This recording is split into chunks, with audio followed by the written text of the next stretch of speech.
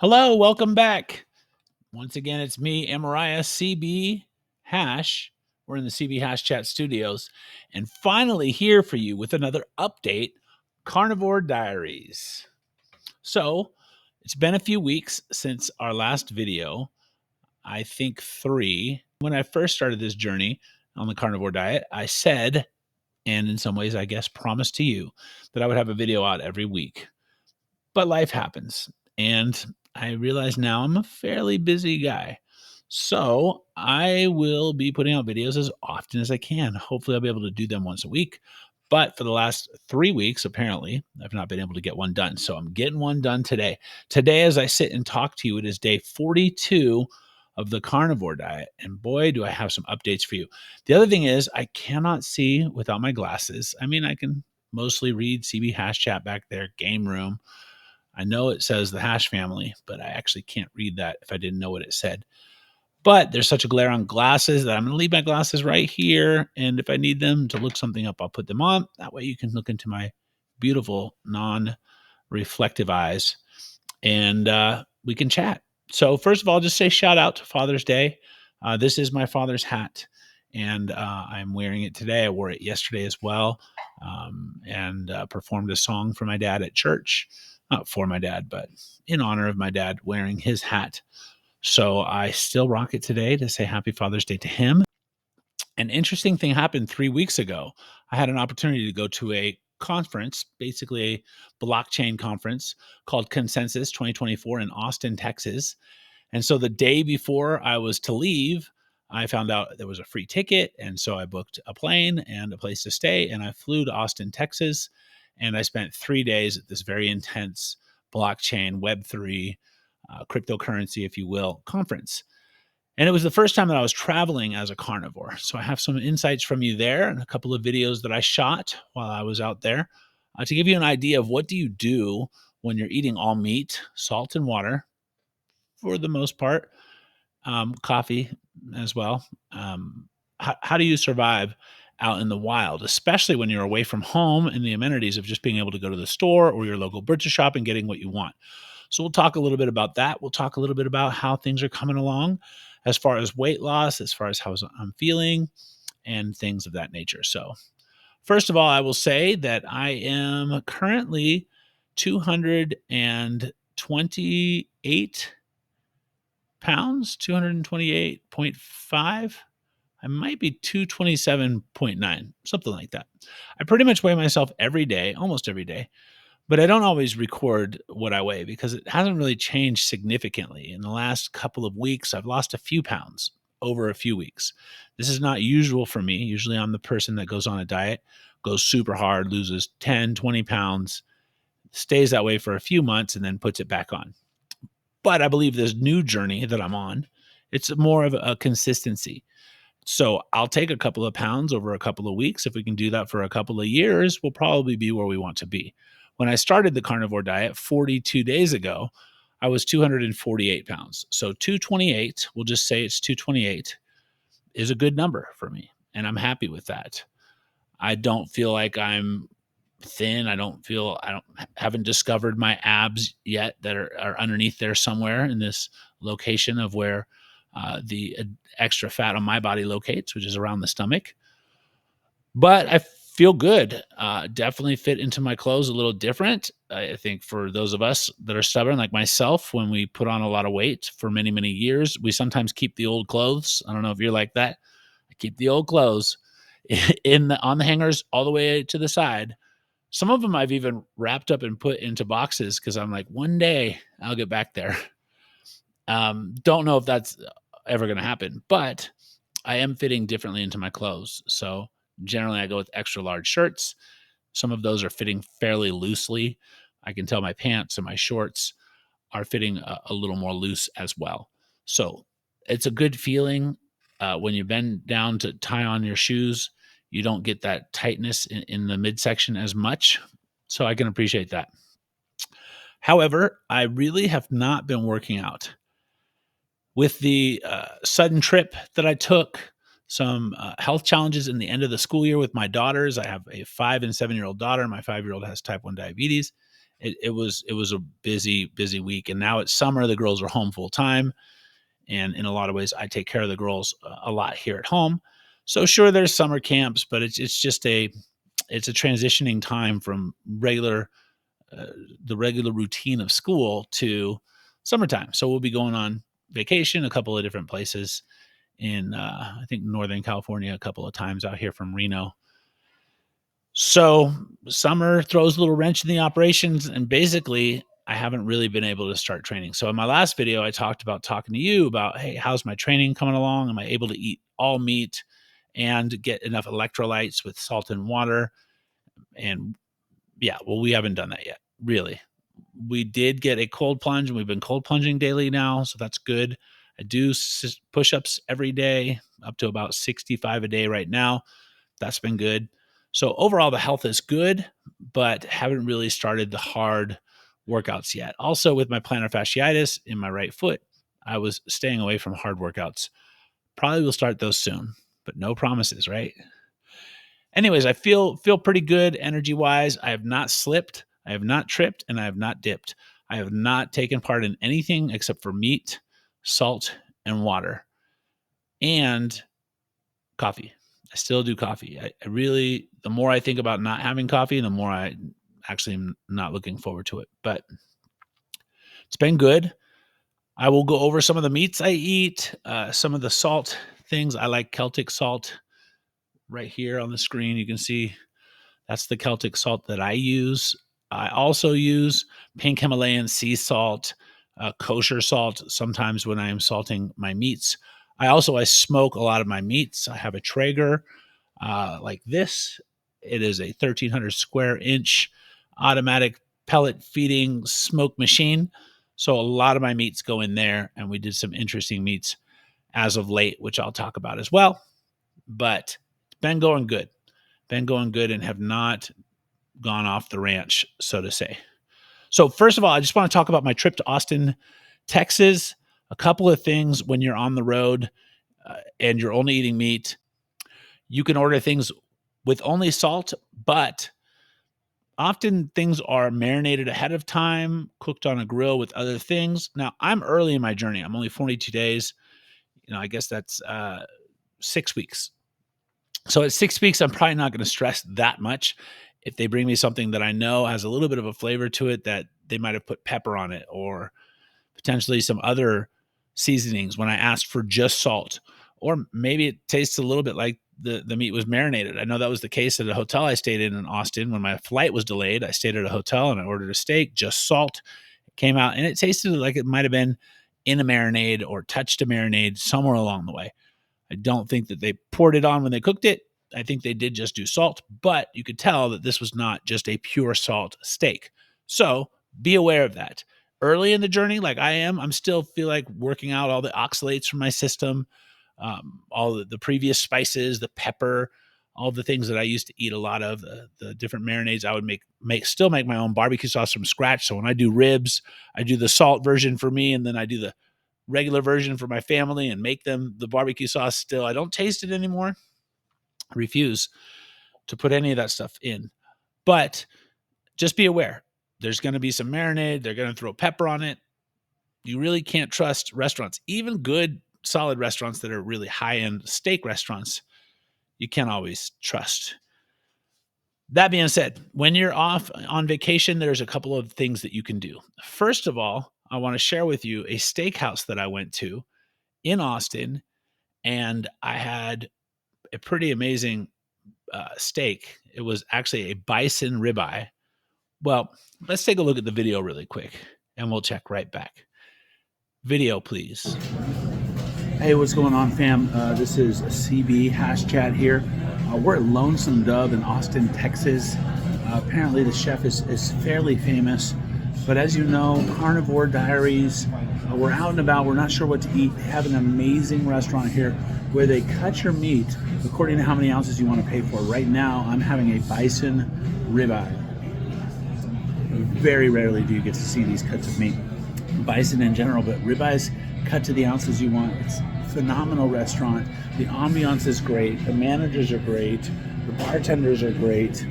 All I can say is This gets an A, triple A plus rating for me, and I'm about to break into this meat. Let's take a first bite together since we're on this journey together.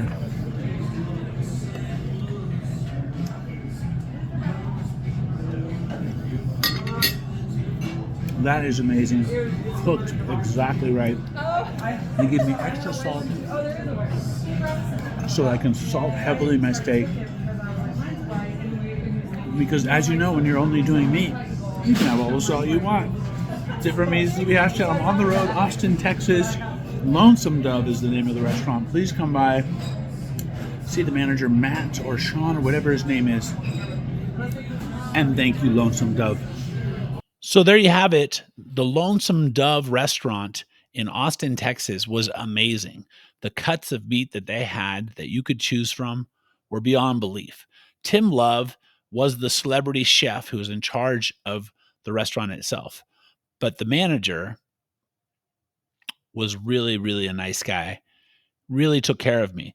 Now, the first night that I was there, which I didn't share with you on that video, I ordered a bison ribeye and I told them, salt only, please. This is a high end restaurant. They were charging you per ounce and it was not a cheap steak. It was over $100 for a 12 or 14-ounce steak. I can't remember exactly.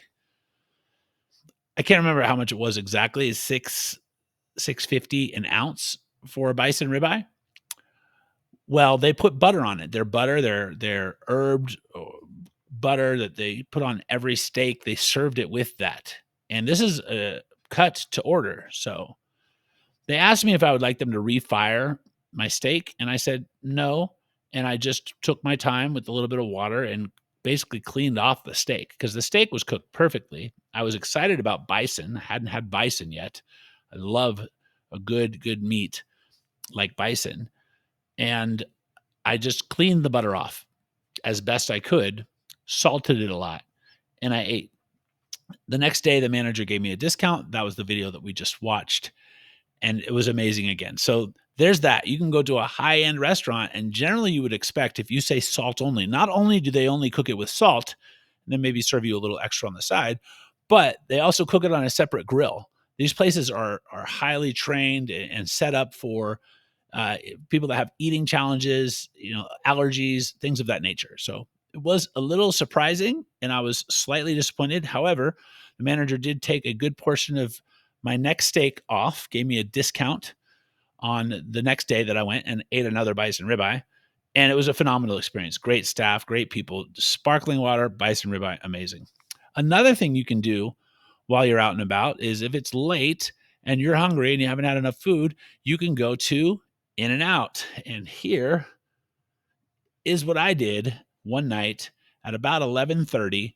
Didn't eat a ton of food that night or that day. I was very hungry. I went to In-N-Out and I got 20 patties. That's right. That's 20 patties. I don't know if that's all 20 showing there. Maybe that's 10 or so. But I got 20 patties. The patties are $1 and change, like $1.05. I can't remember exactly, but it's about $24 for 20 patties. Just patties, just salt. They'll ask you, do you want salt on it? Because I think they're used to people ordering these things. Yes, give me salt. So 20 patties, just salt. I ate probably 15 of them that night and then saved 5 of them for breakfast the next morning. What's in that meat? I don't know. I don't know if it's the best quality, to be honest. But when you're only eating meat and this early in the game, I'm not going to sweat it too much. I'm just trying to figure out how to live life on just meat, salt, and water. So that was a pretty good deal for me. I was pretty excited, especially when they're first made. They're very, very hot. When you reheat them, I mean, reheated is never as good as when it's first made. Am I right? But sometimes I'll cook 3 steaks and put 2 of them away or 1.5 of them away for later. And I don't mind when I'm really, really hungry. I'll reheat that steak and eat it up. So last thing I'll say is right now I'm in the first year of carnivore. I'm not going full lion diet. And lion diet would mean just eating meat. No eggs, no bacon, just dual stomached animals like lamb and cows and bison and deer.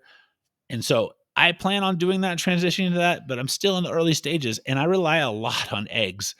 Eggs are key for me. Every morning I have eggs and bacon. And to be honest, bacon is often cured with sugar. So do you want to get some bacon without sugar? Okay, sure, you can get that stuff that's cured just, fairly purely. There's a lot of additives in bacon. When they cure bacon, they add some stuff to it. There's all kinds of different crazy over here, over there, over here. This stuff that they put in your bacon, or at least they process your bacon with.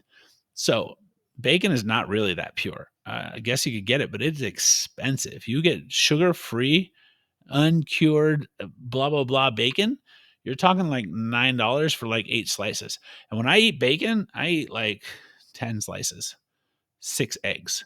So it's still early. Well, on vacation in Austin, when I was looking for a place to eat and I didn't like any of the restaurants that I was seeing, didn't really trust that they would cook it correctly, I stopped by a grocery store. And here is a little video about that. So here we are, CB out and about on this all-meat diet, which consists of eggs for me and bacon. I haven't had any bacon here in Austin, but I could not find a place to go for lunch. So what did I do? I found a local grocery store here in Austin, a small little place. They have, that's right, folks, hard-boiled eggs. Hard-boiled eggs are great. Got a little salt here, which I can use, and we're going to have one of these right now. So let's crack it and see what it's all about.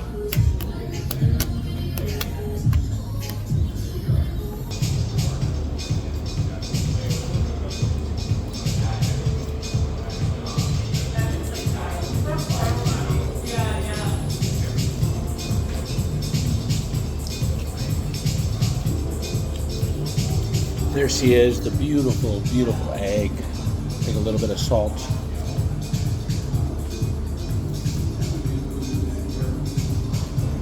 Or a lot of salt, depending on how you're feeling.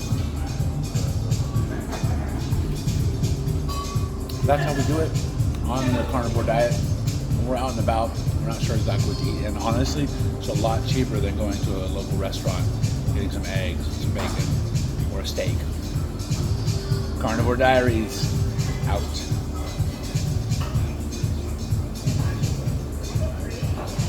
So there you have it. When you're on the road, grab some eggs.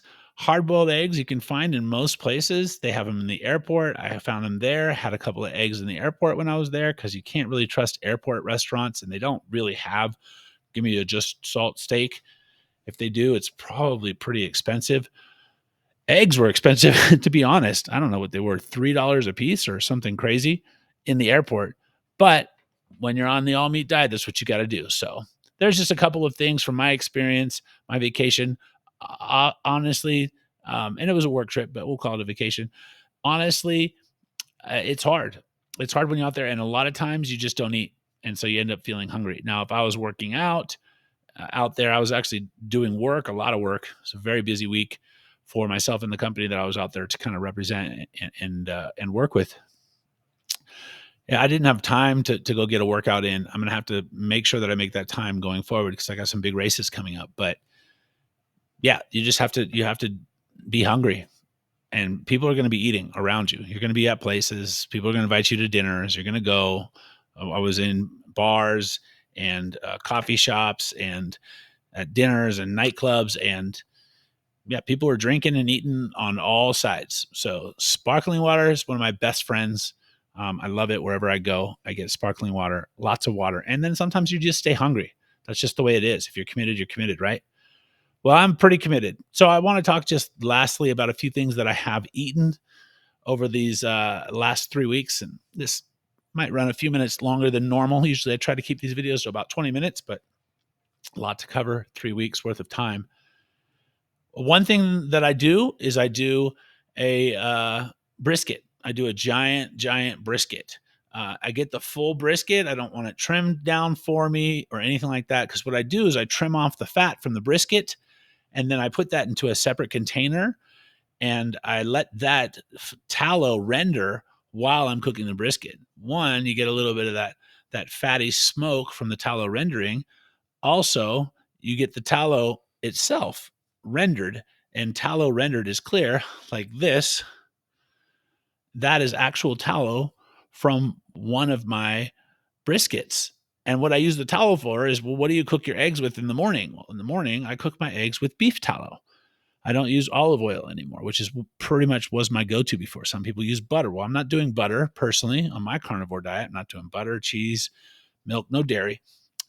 So beef tallow is great. I also rub it on my other meats when I cook them. And some of the other meats that I've cooked as well is I did a pork butt recently. And here's what that looks like. Let's put it over there. And pig's not my favorite, to be honest. Other than bacon, um, just salted. Pig is kind of bland. I think now I realize that it was really about the barbecue sauce when it came to like pulled pork, for instance, and the rubs and things like that. So there is a bit of fat in a pig in a pork butt. That's good. That's helpful. But still, I just don't find it very satisfying. Really, the only thing that I truly find satisfying is a ribeye, a beef ribeye. I did like that bison ribeye too. I'll eat New York strips.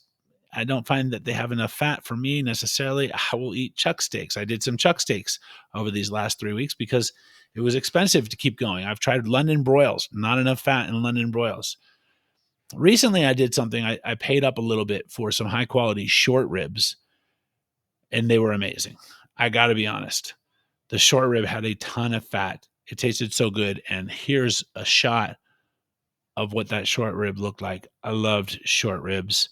I did beef ribs as well. They weren't cut properly. They cut off most of the good stuff, and so it wasn't a ton of meat on the bone. Didn't enjoy that as much, but I do like a good beef rib, but just a beef short rib. So I might buy a prime rib, 4 or 5 bone. Do that.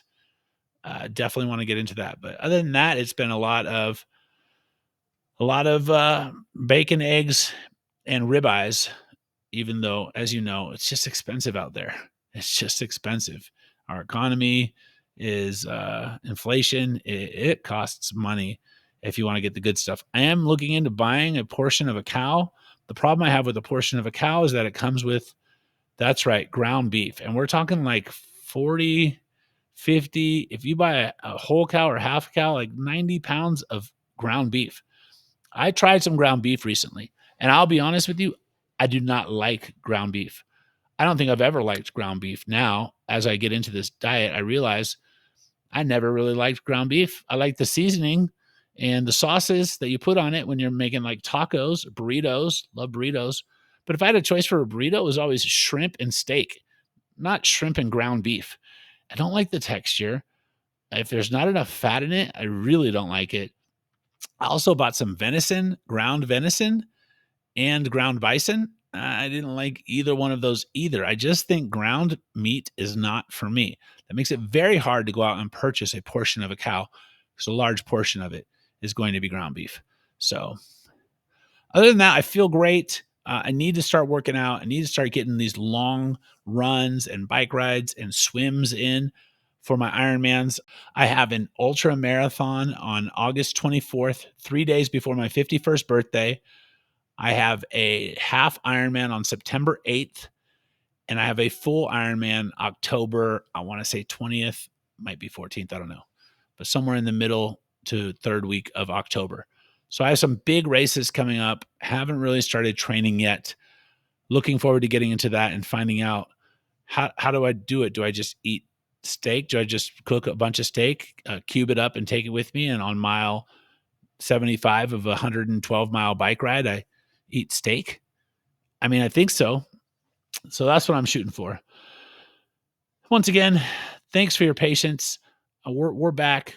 Hopefully, we can get another video out next week and we can start doing these more regularly. But I am here for you and for me and for my family. I want to be around a while. I want to hack life a little bit with the way that I engage in food and activity. And so the Carnivore Diaries are for me. We're 6 weeks through, and how many more weeks do we have to go? 150 weeks to go. 150 weeks to go. 150 weeks to go. I mean, no problem, right? We'll see. But I'm not tempted. I'm staying the course, and I'm happy to be out here doing this carnivore thing. We'll see how it all goes. Thanks for stopping by. Mariah, CB Hash Chat Studios. And this is my Carnivore Diaries.